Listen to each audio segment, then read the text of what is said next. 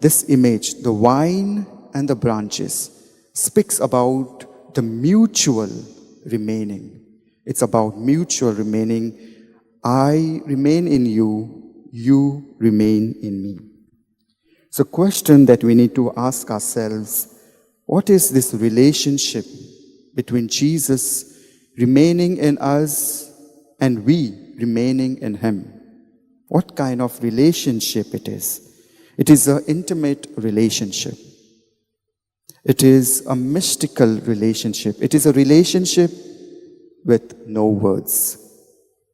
My friends, when we speak about the vine and the branches, we often remember about the wine grower, the person who grows wine. He is the person who prunes the fruit the branches that bears fruit. He is the person who cuts down, throws the branches that does not bear fruits. And likewise, Jesus corrects us each and every time when we make mistakes.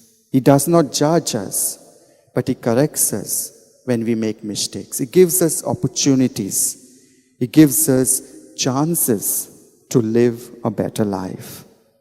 And therefore today, Jesus is asking us, which is most important, to remain in him